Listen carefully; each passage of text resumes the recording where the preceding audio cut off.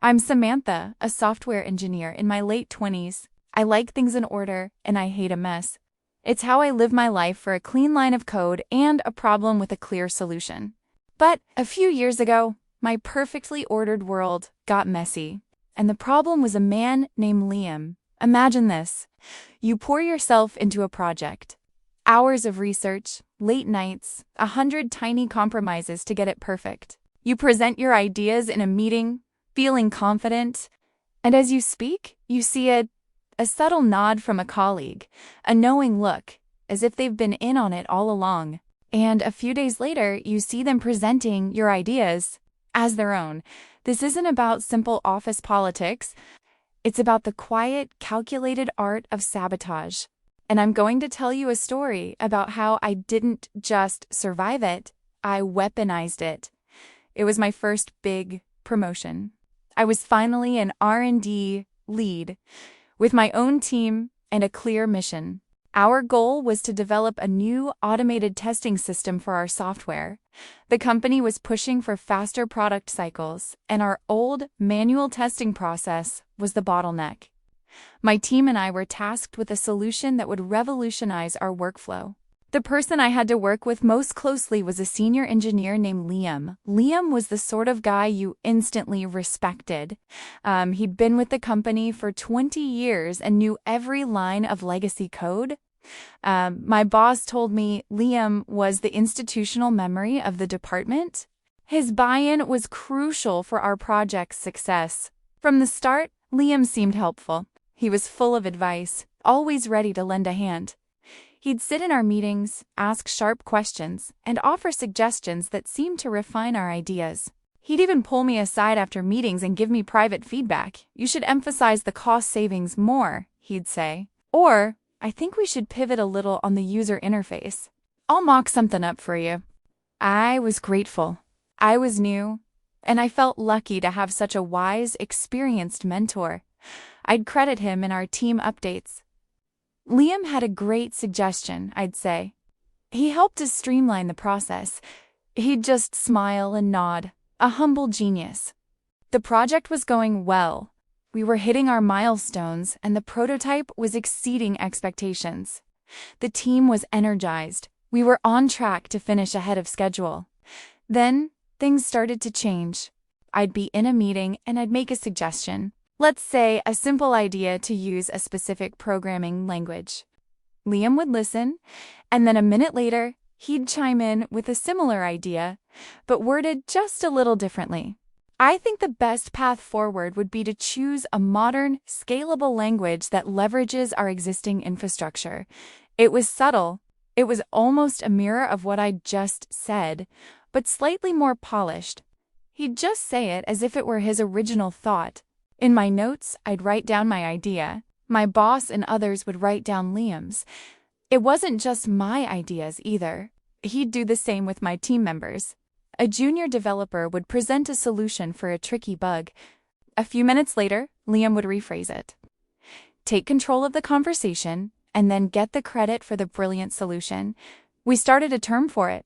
We called it the Liam maneuver. It was a tiny, insidious theft of intellectual property. It was happening in plain sight. I was furious. It wasn't about the credit. It was about the disrespect, the calculated erosion of my team's hard work. I tried talking to him. I pulled him aside and said, "Hey, Liam, I noticed in the meeting that you presented my idea about the testing framework." It came off like it was a new thought. He looked at me with a face of complete, genuine innocence. "Oh gosh, I'm so sorry. I didn't even notice. I just get so excited about these things. Thanks for bringing that to my attention." And he'd smile, a warm, grandfatherly smile, and walk away. In the next meeting, he'd do it again. The worst part was that he was so good at it. He was a master of the backhanded compliment, the helpful suggestion that subtly undermined your progress. I'd be talking to a colleague about an issue, and he'd walk by and say, "Hey, I'm so glad you're asking for help on that. I told them you'd need it. It was designed to make me seem less competent, less in control." I started to notice a pattern. He was always a step ahead, Whenever I'd come up with a solution, he'd already have a document ready to send to management that outlined a similar, but slightly different, approach. It was like he was a few minutes in the future, just waiting to catch up and make my progress his own.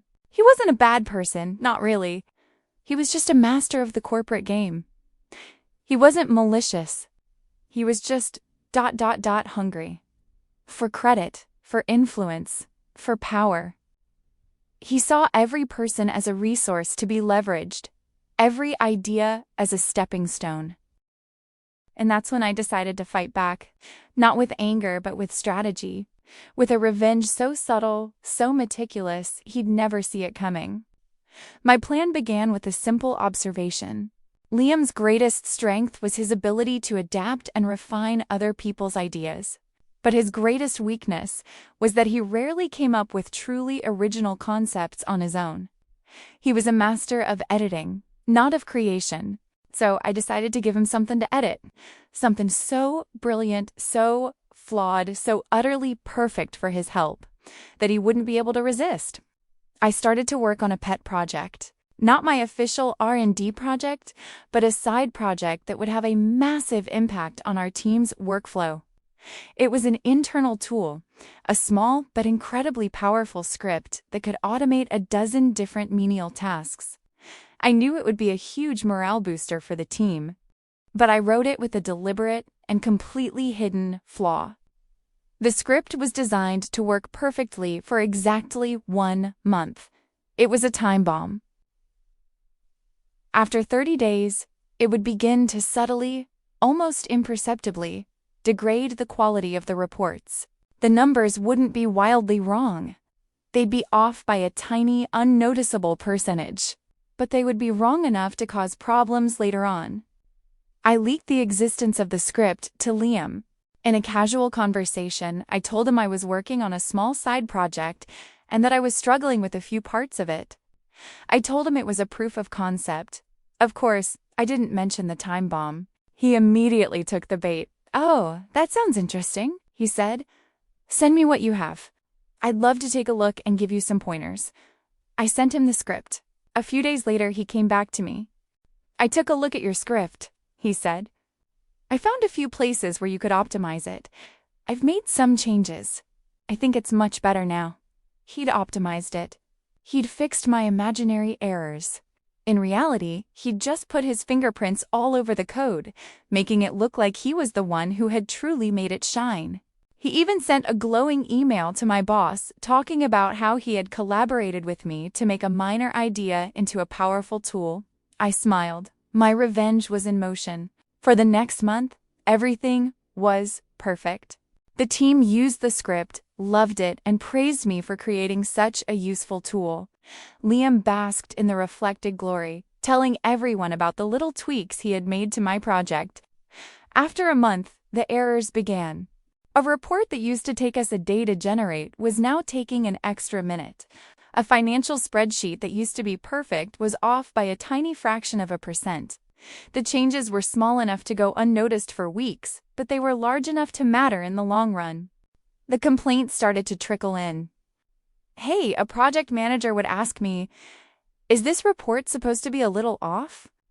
Hey, a finance manager would say, "I think we're miscalculating something on the quarterly budget." It's a tiny error, but it keeps showing up. I feigned confusion. "That's strange," I'd say. "I can't seem to replicate the issue. I'll get Liam to take a look since he helped me with the final polish." My team had my back. They were in on it. Whenever someone asked them about the script, they'd say, "It was my lead's idea, but Liam helped with the final code." You should ask him. For the first time in his career, Liam was facing something he couldn't take credit for. He was the expert who had optimized the project, the person who had given it his final blessing. Now, he was the only one who could fix it. And he had no idea what was wrong. He was in over his head. He couldn't find the bug. The errors were so subtle, and the code was so complex that he couldn't figure out where the problem was. He started to look frantic, to sweat. The same man who had stolen my team's ideas was now standing in front of management, trying to explain why a project he had taken credit for was failing.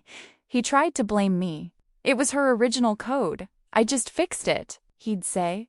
But everyone remembered the email he had sent praising his own collaboration in Polish. He couldn't back out. He was trapped in his own web of half-truths. The final act of revenge was the most satisfying. I let him suffer for a few more days, watching him become more and more desperate. Then, I walked into his office. "I think I found the problem," I said, a mischievous glint in my eye. "It's a tiny variable I buried in the code. It was a test. I wanted to see if anyone would ever find it." He looked at me, a flicker of comprehension dawning in his eyes. He realized I had set a trap for him. I had given him the perfect opportunity to steal credit, and he had taken it without a second thought. And now, he was paying the price. "I can fix it for you," I said, "but you have to tell me the truth. Do you understand what I did?" He nodded, defeated.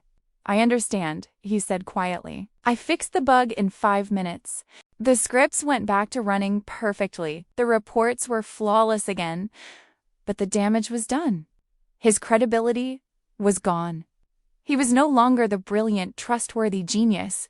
He was the man who had taken credit for a failing project. Management started to question his advice. My colleagues started to trust my judgment.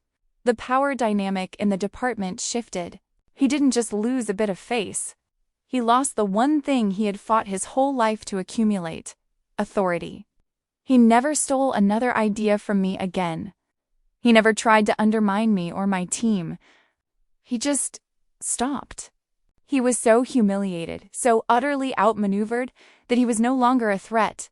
He was a silent, defeated ghost in the office, a victim of his own calculated game. Revenge isn't about destroying someone. It's about revealing them. It's about using their own weapons against them. The best way to beat a saboteur isn't to fight them. It's to give them a shovel and watch them dig their own grave. I hope you find this story interesting. Please give your feedback in comments and let me know what kind of revenge stories you like. Don't forget to subscribe for more revenge stories on this channel.